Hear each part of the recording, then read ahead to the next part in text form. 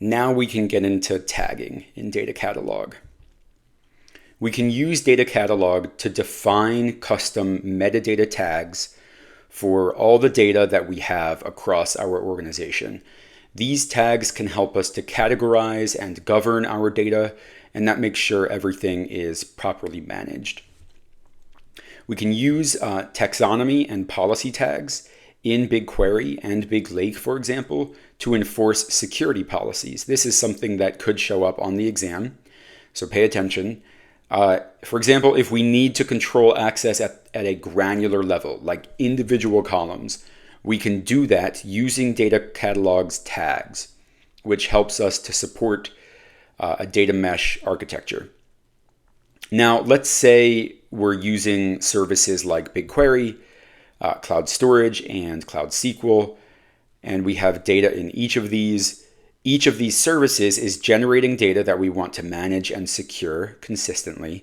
We can centralize that management using data catalog, which is where our metadata lives. This is our starting point for defining tags across all of these services. So from here, we can add tags to our data resources, as shown in this visualization. And we could give BigQuery a tag that marks it as confidential. We could make sure then that only certain users or teams have access to that sensitive information. For Cloud Storage, we could add a tag that says retention is 90 days to ensure that data is only kept for that period before it's deleted. And for Cloud SQL, we could add a tag as being in the test environment, for example. This helps us to differentiate between production and testing environments or other environments that we might have. We can tag data with that tag.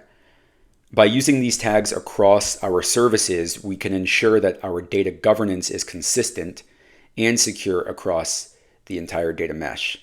So you could tag data across multiple services with the same tag that tells you that they need to be treated the same. So these are super useful for implementing data governance in your GCP project or across GCP projects. And the important thing to know for the exam is that these can be applied in BigQuery and BigLake at the column level to control access to data in a very fine-grained way. You also need to know, on top of what we just discussed about tags, is the visibility options for tags. You have public visibility and you have private visibility. Let's focus first on public visibility. Public visibility allows users who already have asset level metadata permissions, such as the BigQuery metadata viewer role, to also view the data catalog tag for that asset. So for example, someone who has the BigQuery.metadata viewer role on a data set can view and search the metadata tags for that data set as well. Importantly, even though it says public, this level of visibility doesn't mean that the tags are made public to the world. It's only for users within the organization who have the appropriate permissions. I actually didn't know that at one point, and I thought that it meant the tag data was truly public in the sense that anyone with a GCP account could access it.